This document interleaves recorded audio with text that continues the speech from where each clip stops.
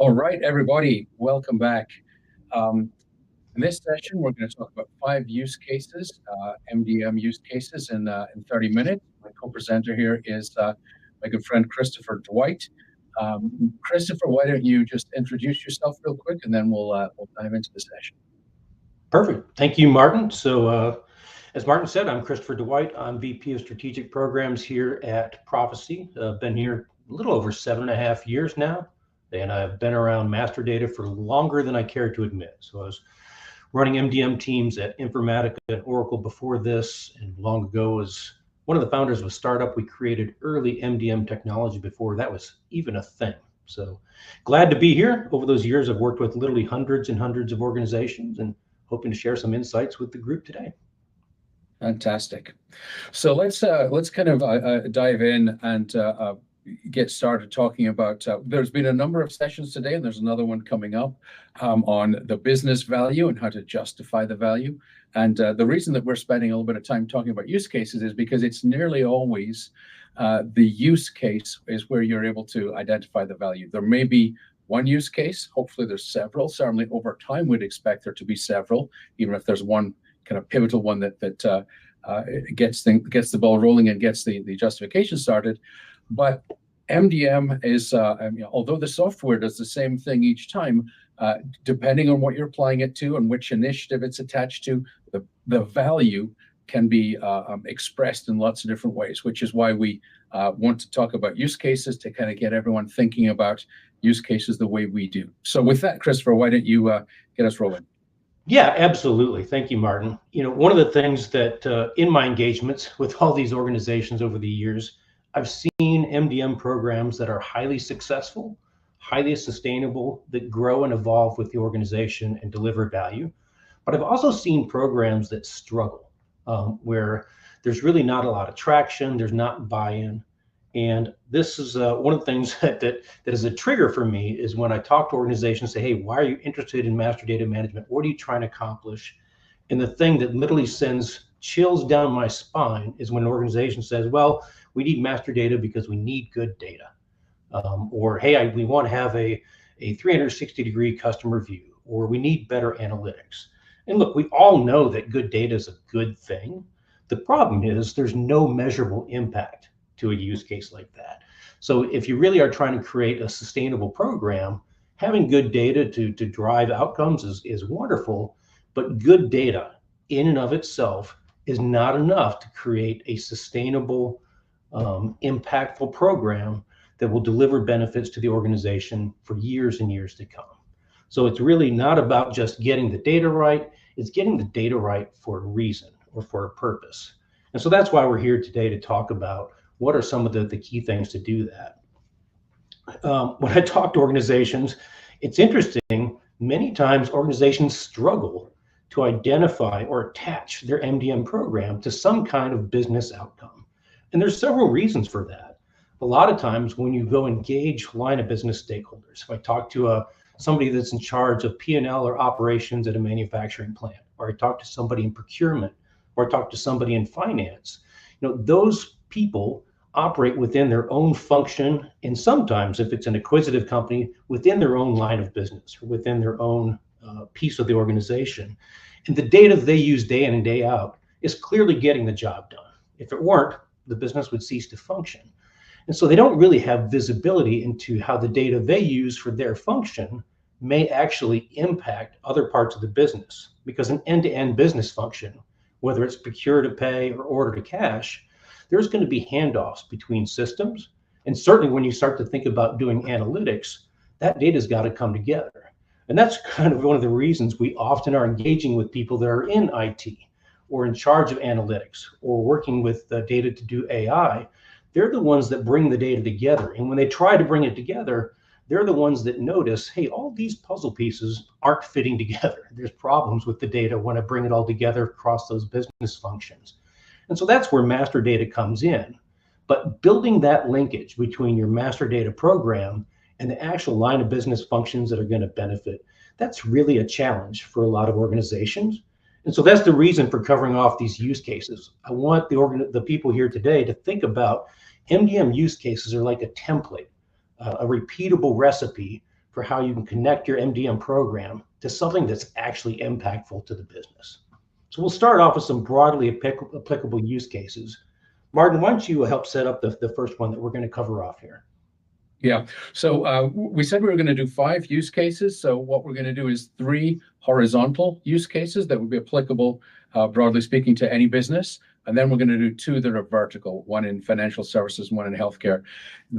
All of these use cases may or may not be exactly what you're experiencing, but the point here is that we're trying to give you examples so that you can leverage and think about how they might apply to you, or how some different one might apply to you. So the first one here we're going to do is cross-sell and upsell in a business-to-business scenario. So we all know that it's cheaper and generally more effective to upsell to existing customers than to find a new customer, because you're leveraging an existing trusted relationship, etc. A lot of companies have grown through acquisition, or they've got different divisions, and so the ability to connect together the customers in one division and with another, and cross-sell and upsell them can be challenging if the data is all from different silos. So Christopher, why don't you talk a little bit about how people have gone about that, and how MDM can help? Yeah, there's a lot of challenges because the data tends to be siloed, especially if you've been acquisitive.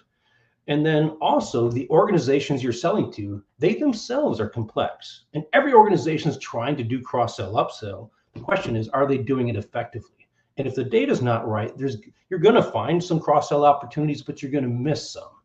The other thing is, if you've got different business lines, those teams may not have visibility into the products and services that the customer has across them. And so the teams are impeded by that lack of insight. They sometimes present information to customers that is redundant or not applicable. The other thing is that if you don't see the white space, the opportunities to sell services, there may be emerging customer needs that end up being fulfilled by one of your competitors when it could have been fulfilled by you. And ultimately, if competitors get a foothold, your teams are not coordinated, all that can lead to customer churn. So when we think about Profisee or MDM in this scenario, we really want to think about how can we leverage intelligent matching to resolve these commercial identities? How can we enrich that customer data, bring data from third-party sources to understand complex relationships?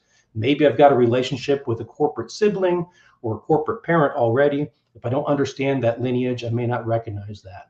And then ultimately, to get the data ideal for cross-selling, there's going to be a need for data stewardship. And so MDM is going to bring the process to identify the gaps, the near misses, and let you fill in all the holes.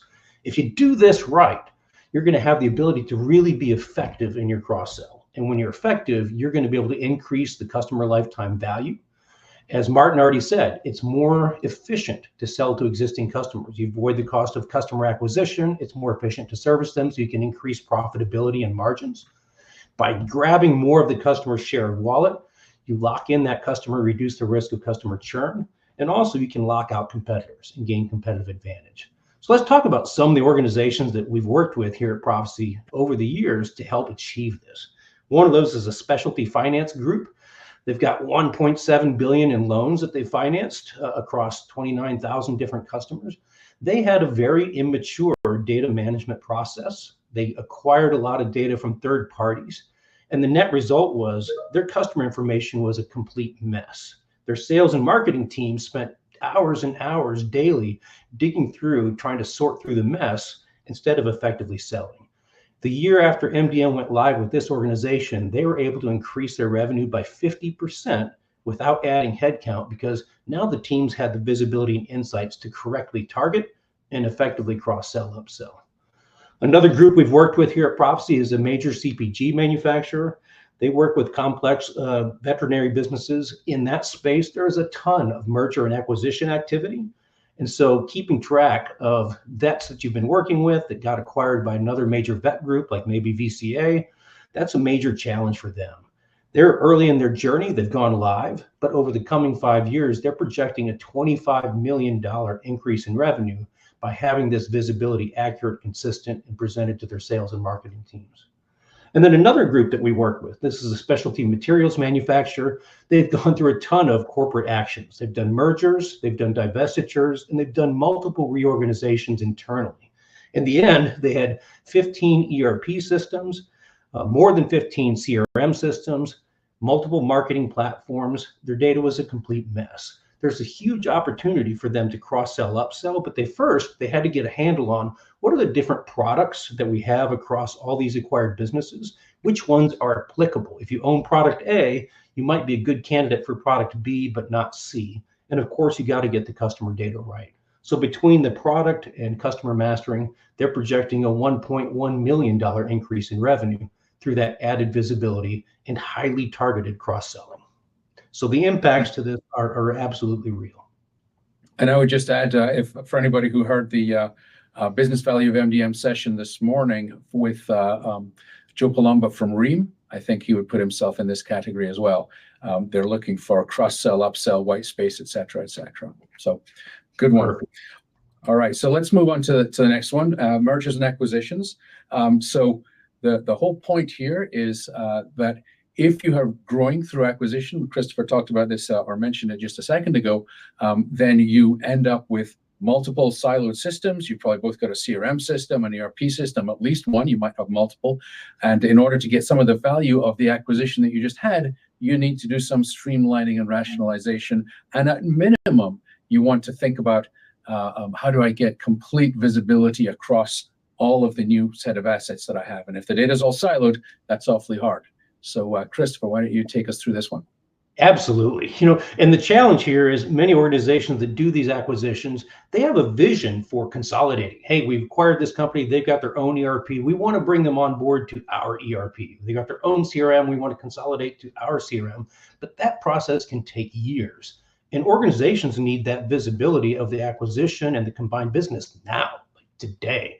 And so that's, again, where MDM comes in. Without that, if you don't have that visibility and the data resides in silos, every one of those systems has been configured and built around a business that was totally unrelated. So they all speak different languages. The data and then the codes, customer classifications, sales territories, product types, all of that's going to be completely different. It makes it very difficult to even do something like creating consolidated financials, the acquired balance sheet matching up to the acquiring company's balance sheet or income statement. And the real challenge is it's impossible to do enterprise-wide analytics when all this data is siloed and speaking its own language across each silo. And the impact there is there's no visibility to capitalize on the acquisition, to identify what are the revenue opportunities, what are the synergies and cost-saving opportunities. So once again, MDM comes to the rescue here. And one of the key use cases is simply governing and managing the mappings, understanding the crosswalks between the acquired systems and the target systems. Establishing those mappings enables that enterprise-wide analytics. That same process can be used on your financials. You can take your balance sheet from the acquired company and start mapping it to the official corporate balance sheet.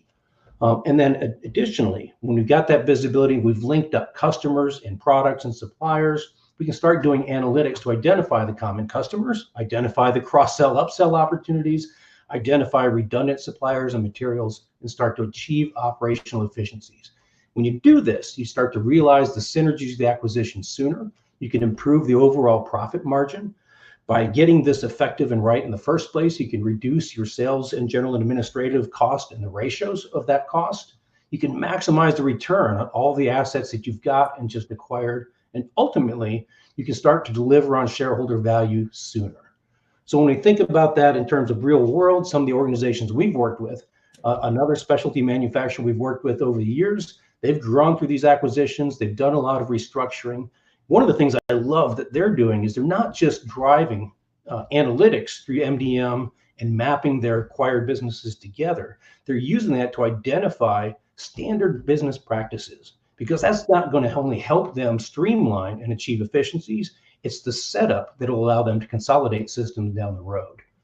Another organization, this is a food service manufacturer. They've also been highly acquisitive.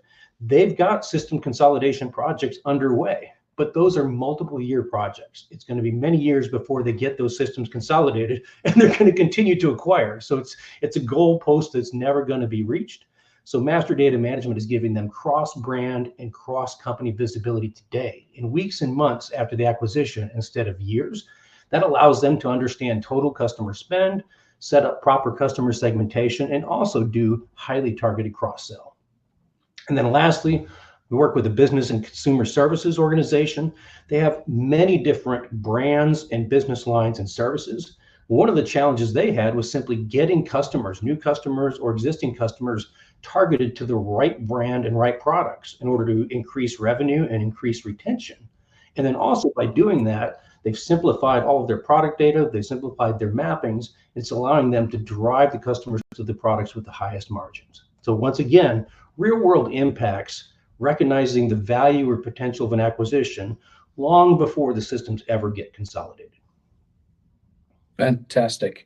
All right, so the next one is system consolidation migration. We're 2 in, 3 more to go. We're going to have to move a little bit more swiftly through the rest of them, but hopefully now you're seeing the pattern. You're seeing a little bit about how we're thinking about these things and some of the examples.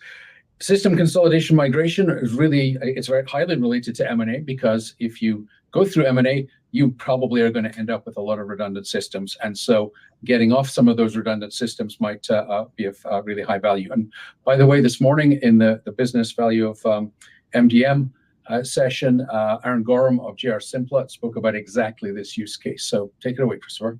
Awesome. Well, as we think about that, M&A is first. Now we need to consolidate. It's difficult though, right? Because you've got totally different data silos, and also the business processes and management tied to those are different.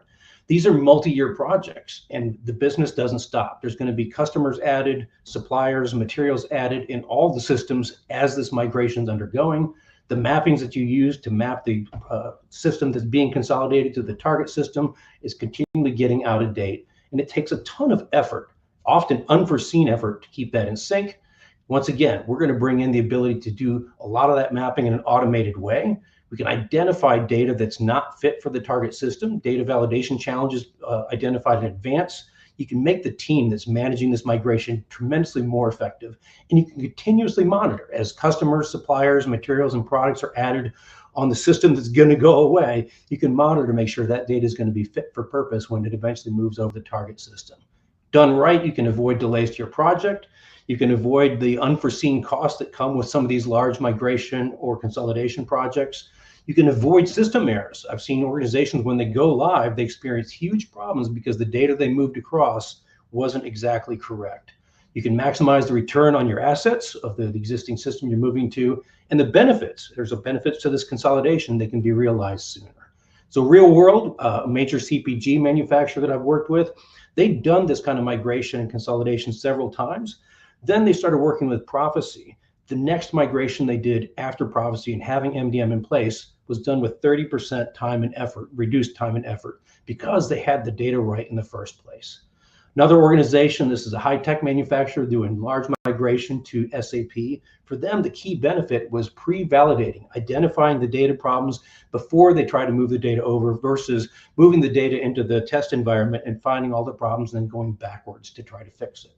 And then lastly, a major personal goods manufacturer. For them, Gartner actually advised them, you're going to be doing all this consolidation migration work, you need an MDM platform. And for them, they're able to ensure that the data between the source and target systems stays in sync continuously throughout the migration project. Fantastic. Before we dive into our first vertical, I just wanted to ask you, Christopher, we're talking about use cases here. Most often in MDM, or at least traditionally, let's say in MDM, people have focused more on domains. What's your take on domains relative to use cases? You know, that's another red flag to me, Martin, because when somebody says, I need to master my customer data or my supplier data, that's great, but that's good data for the sake of good data. You need to find a use case, and then the use case will tell you the domains you need to master. The example we said earlier, in order to effectively cross-sell and upsell, the organization needed to not only master their customers and understand customers and customer relationships, they needed to master their products to identify which products are fit for cross-sell, upsell. If you own product A, should I position product B or C? So domains are really the outcome of a use case. It's like thinking of domains first is putting the cart before the horse. Exactly. You work back to the domains based on the use case. So, right, 10 minutes to go. Let's dive into healthcare. So, We're going to talk here about healthcare provider credentialing. Interestingly, one of our speakers at last year's Data Hero Summit, Lisa from Mass General Brigham, spoke exactly about this. You can go find her video on our YouTube channel if you'd like. So the whole thing here is that there's lots of different data in healthcare. Some of the data that needs to be present and correct for regulatory reasons as well as operational efficiency reasons is all of the credentialing information around a healthcare provider, doctors, nurses, et cetera, and that information typically comes from all over the place. So why don't you get us into this one? Absolutely. The problem with this is the data is not only from multiple internal sources, it may be from external sources. You may have information that's coming in that is prior to even having an MPI identifier attached to the provider. That tends to be a hugely manual process of amalgamating all that data together. It can drive excessive cost. You've got staff, providers that are able to provide services, but are not able or allowed to until they've been fully credentialed. They may be effectively sitting on the bench for weeks or months while the credentialing goes by. That means the services being delivered by the healthcare org are not being delivered, which means you're delaying revenue. And eventually you could even have providers who signed up to work with a hospital group and say, hey, this is taking too long, forget it. You can have provider turnover. So once again, think of MDM as the source to bring all the different nuggets and pieces of provider data from internal and external sources, bring that together, apply business rules, apply workflows to get the data right before it gets into the credentialing system in the first place. When you do that correctly, now the data that's fed to your credentialing platform is right the first time, which means you can reduce the time to onboard providers. You can reduce all that manual effort of bringing the data and scrubbing the data. You can reduce the time before you get a new provider actually delivering services and bringing in revenue. You can also reduce disputed claims. If you put a claim in for a provider that hasn't been credentialed with the insurance company, they're going to dispute it and ultimately reduce provider turnover. So when we talk about organizations, many of them will have some kind of credentialing tool. It's a complex process, but those tools are process oriented. They're not designed to handle data quality issues or data management functions. And so in this case, they're using Profisee to bring that data together. They identify the data quality issues in advance, remediate that, and then put the provider's data into the credentialing system and begin the process of credentialing. Another major integrated system we work with, for them, the big challenge was they've got provider data across myriads of systems, Cactus for credentialing, Kairos for scheduling, they've got Epic for their EMR or EHR. Once again, having to bring all that data together, they find the gaps, they find the holes, they find the data is not valid in advance, and then begin the credentialing process. And then also a central US health system for them, they had that single trustworthy provider record all assembled in advance to streamline that credentialing process. This has substantial savings for organizations. It can be $25,000 a month of lost revenue for the provider. It can be almost 10x that for the hospital for the month that that provider is not delivering service. So streamlining this has real impact for the organization. And that is one example for healthcare. There's literally dozens of others. We're trying to just give you a quick taste. Martin, how about the next? Yep. So hopefully you guys are seeing the horizontal use cases can be applied to any business. The healthcare provider credentialing is unique to healthcare. Another one that's unique to a particular vertical in financial services would be know your customer and anti-money laundering. Requires good data because the data that you require for all of that probably resides in lots of different systems. But if you want to see the patterns of are you doing business presumably by mistake with a bad actor, or are some of the people you're doing business with displaying patterns where they might be money laundering, you need to know this regulatory as well as operational reasons. So let's get into this one, Christopher. Absolutely. So again, if you don't do this, you can experience a lot of challenges for like complex B2B customer onboarding. That whole know your customer process can take weeks or months and involve a lot of manual effort. You might have customers that are interested in applying to become a new B2B customer to the financial institution, but it takes so long that they actually just say, forget it, I'll go somewhere else. A huge challenge is once you have a customer, there might be transactions that are triggering money laundering flags that are false positives. Some organizations report over 90% of their AML flags are false. Each one of those has to be investigated and costs money.